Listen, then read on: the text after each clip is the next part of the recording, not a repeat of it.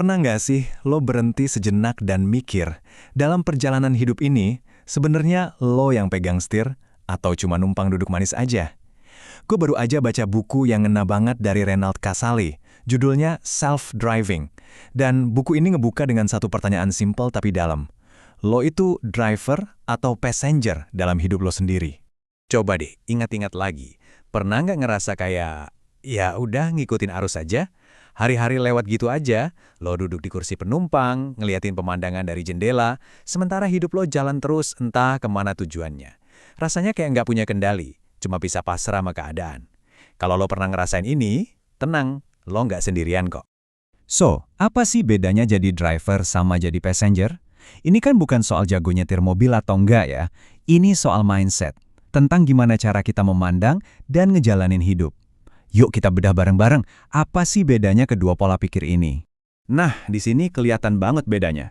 Seorang passenger itu cenderung pasif. Mereka nunggu disamperin, nunggu dikasih kesempatan, nunggu disuruh. Terus kalau ada apa-apa, yang disalahin itu keadaan. Ya gimana dong, emang lagi susah. Atau salah temen gue sih. Beda banget sama driver. Mereka itu proaktif. Mereka yang nyiptain kesempatan.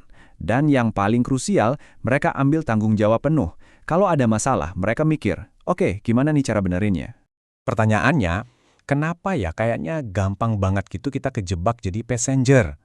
Kenapa mentalitas ini begitu menggoda?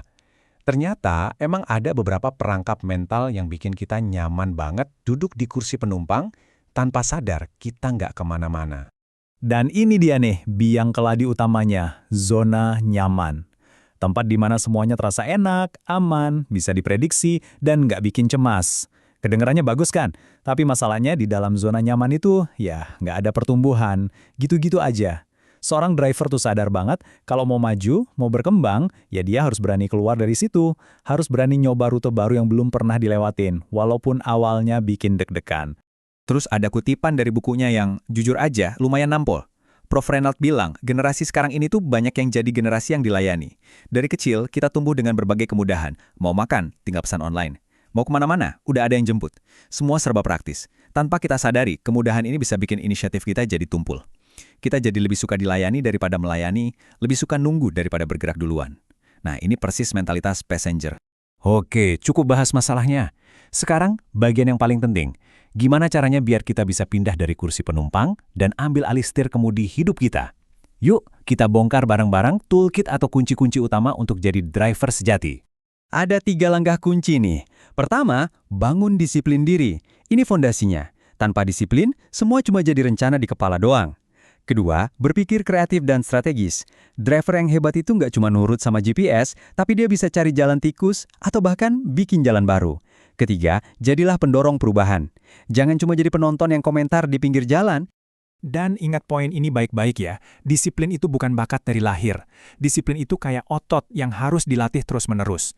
Cara melatihnya, dengan sengaja memaksa diri kita melakukan hal-hal yang nggak nyaman. Bangun pagi padahal selimut lagi enak-enaknya.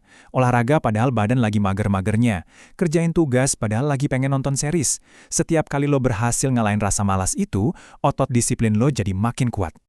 Sekarang, coba kita lihat dari sudut pandang yang lebih luas. Jadi, driver itu dampaknya ternyata bukan cuma buat diri kita sendiri loh. Efeknya itu bisa berantai, kayak domino. Mulai dari diri sendiri, ke lingkungan terdekat, sampai ke skala yang jauh lebih besar.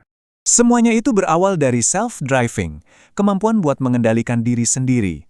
Kalau lo udah jago nyetir diri lo, udah bisa ngatur emosi, waktu, dan energi lo, baru deh lo bisa ngasih pengaruh positif ke orang lain. Lo bisa jadi driver di keluarga lo, di tim kerja lo, di perusahaan, bahkan buat bangsa ini. Kuncinya selalu mulai dari dalam. Jadi pada akhirnya, semua kembali ke lo. Setir kemudi hidup lo itu udah ada di tangan lo sekarang. Pertanyaannya bukan lagi siapa yang nyetir, tapi mobil ini mau lo bawa kemana? Tujuannya, rutenya, kecepatannya, 100% lo yang nentuin.